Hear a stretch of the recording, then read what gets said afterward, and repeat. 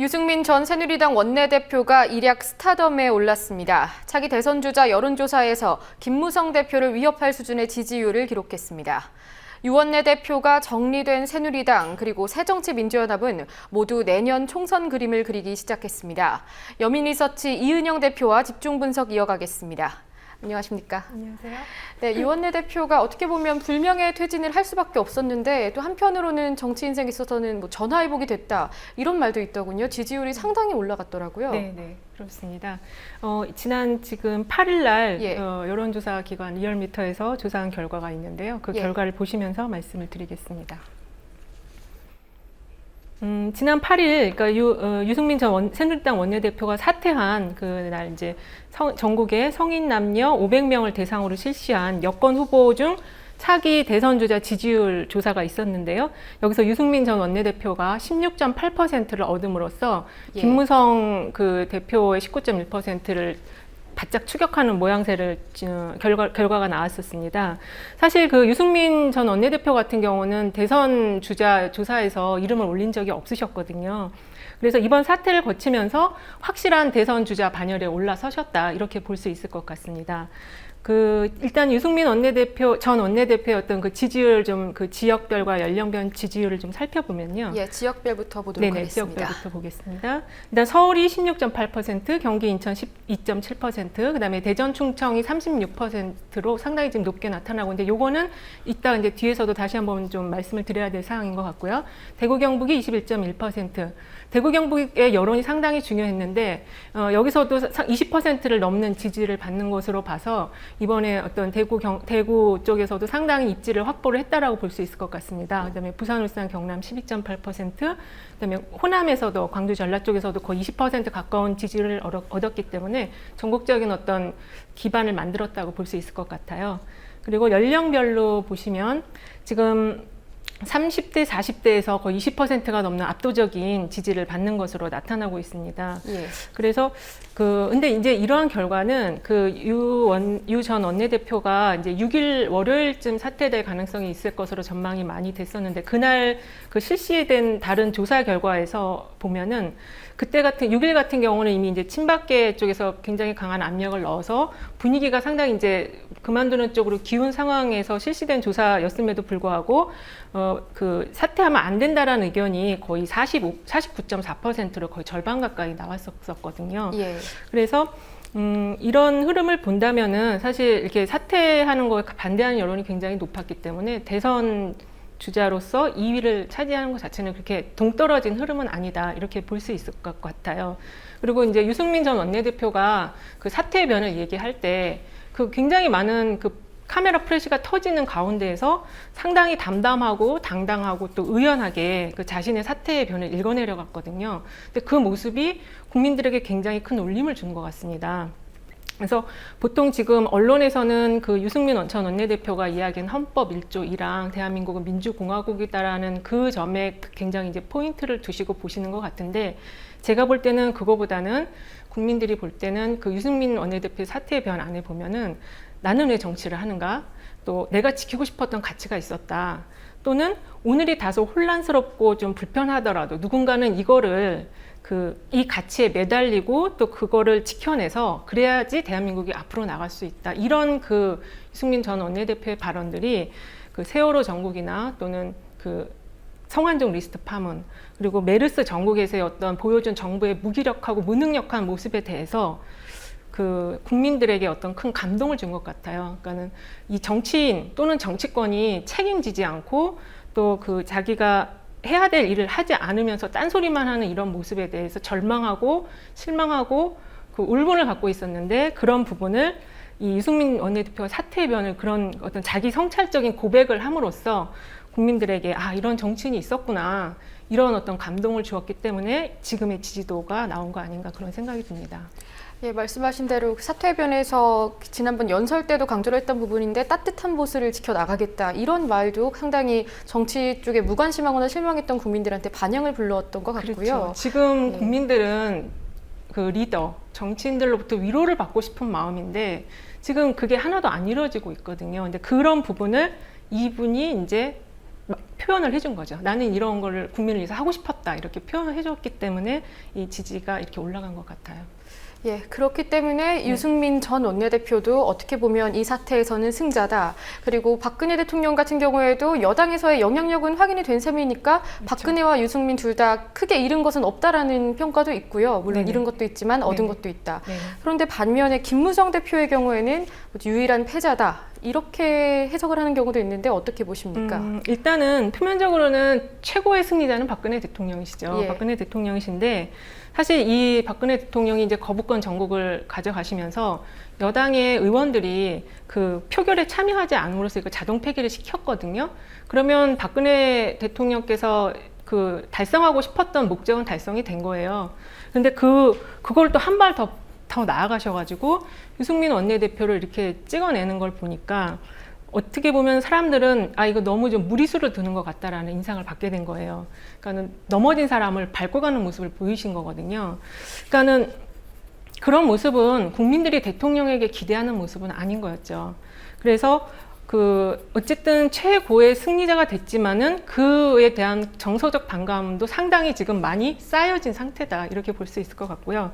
또 유승민 전 원내대표가 그 사태의 변을 이야기하시면서 나는 이제 민주공화국의 가치를 지키려다가 찍혀져 나간 사람이다라고 그런 어떤 대립선을 딱 그으셨거든요. 그러니까 그 대립선의 반대쪽에 대통령과 친박 이분들이 딱 자리를 하게 된 거예요. 그러니까 예. 그렇게 프레임을 걸어놓고 퇴장을 하셨기 때문에 향후에 이 부분이 상당히 대통령이 어떤 국정을 이제 주도해 나가심에 있어서는 좀 뭐랄까 좀 어려운 부분이 될 거라고 저는 생각이 들고요.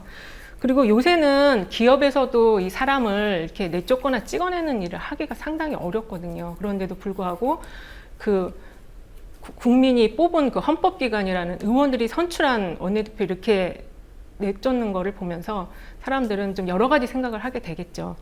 좀 너무했다 이런 생각을 하게 될 것 같고요.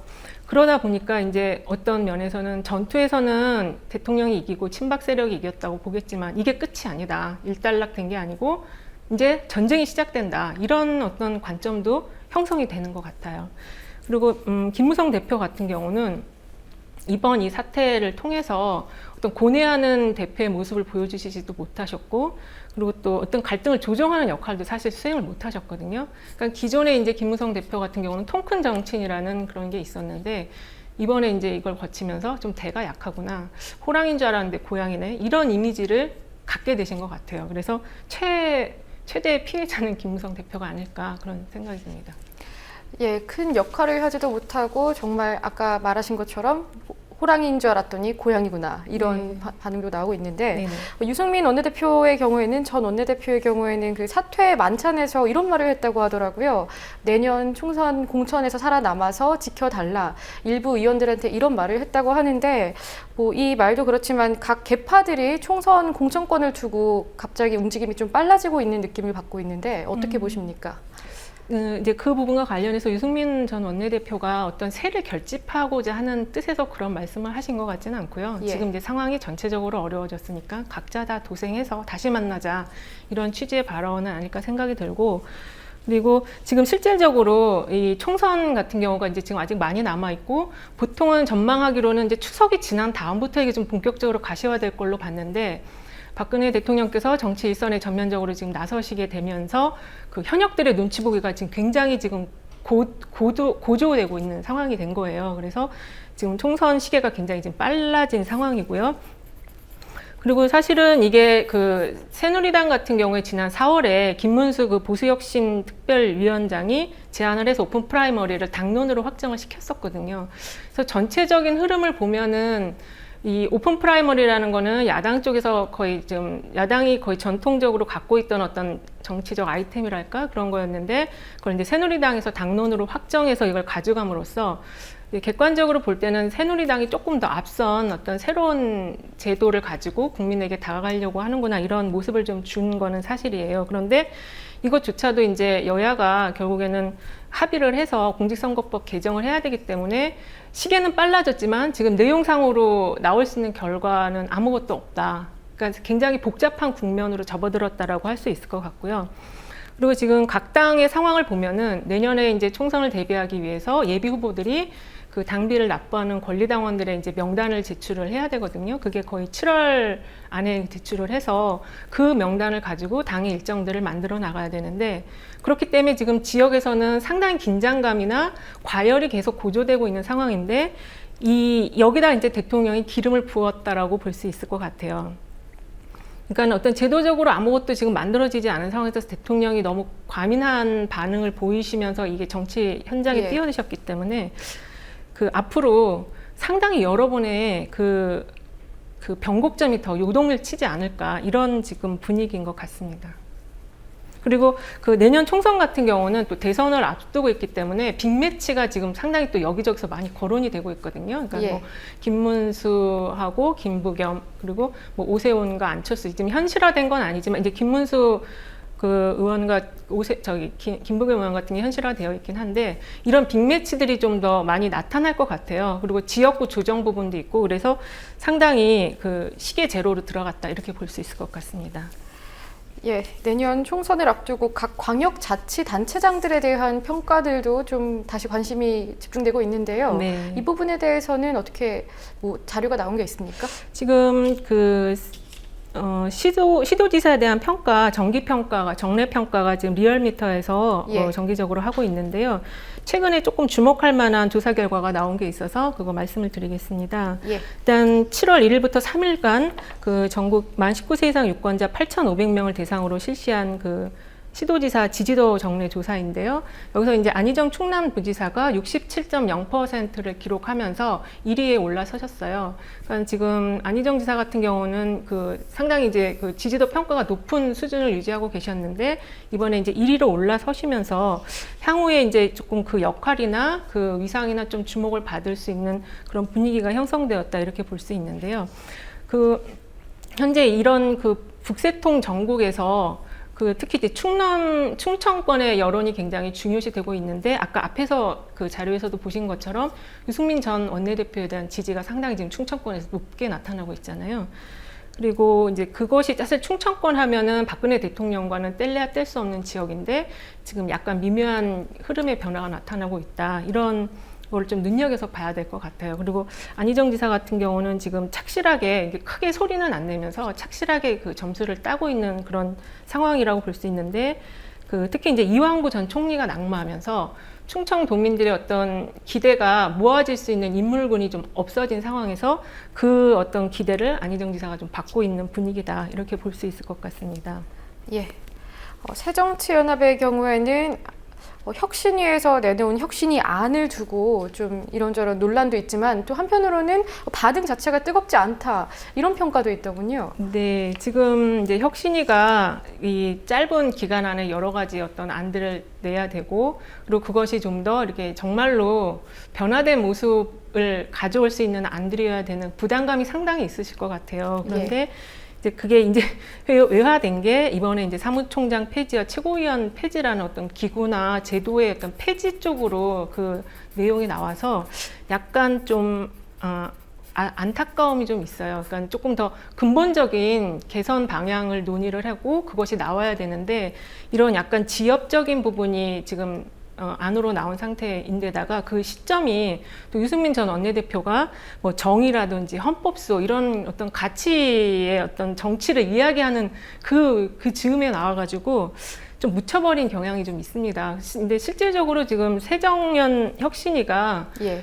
국회에 어떤 과반을 점하지 않은 상태에서 할 수 있는 역할이 많지 않다라는 거는 알고는 있지만, 그럼에도 불구하고 너무 지엽적인 문제를 다루고 있다라는 그런 여론이 있고, 그렇기 때문에 지금 당에서는 또 이제 경제정당 이슈를 좀 다시 한번 불씨를 이제 키우는 그런 분위기인 것 같아요. 예. 그런데 과반으로 기준을 삼는 게 중요할 수도 있습니다만, 어쨌든 의석수는 상당히 많이 보유를 하고 있고요. 네. 좀 이쯤 되면은 야권이 통 크게 재편하는 모습을 보여줬으면 좋겠는데, 사실 좀 실망스러운 부분이 있는 것도 맞습니다. 앞으로 그렇죠. 어떻게 될 거라고 보시나요? 일단은 오늘 이제 뭐 박지원 의원께서도 크건 예. 작건 분당이 되는 걸 상수해야 된다라는 어떤 압박성 발언을 하셨거든요. 실제로 이제 그렇게 간단하기보다는 이 당의 문제가 사실 새정연 같은 경우는 굉장히 고질적인 문제를 갖고 있어요. 근데 이제 그거를 결국 풀어낼 수 있는 거는 그 현재 지도부이시거든요. 그러니까 지도부의 역할이 그 지금까지는 조금 좀 통 큰 모습은 아니었던 것 같고 조금 소극적인 모습, 일단 혁신위에 다 맡겨놓고 좀 약간 뒤로 물러나 있는 모습이었던 것 같은데, 사실 혁신위가 그 당의 어떤 모든 문제들을 알 수는 또 없는 그런 부분도 있어요. 외부 인사들이 이렇게 오셔서 이제 그걸 만들어야 되다 보니까, 그러니까 이런 부분에 있어서 현재 지도부가, 문재인 대표님을 비롯한 현재 지도부가 조금 더 좀 적극적인 모습을 보여야 되지 않을까, 그게 좀 중요할 것 같습니다.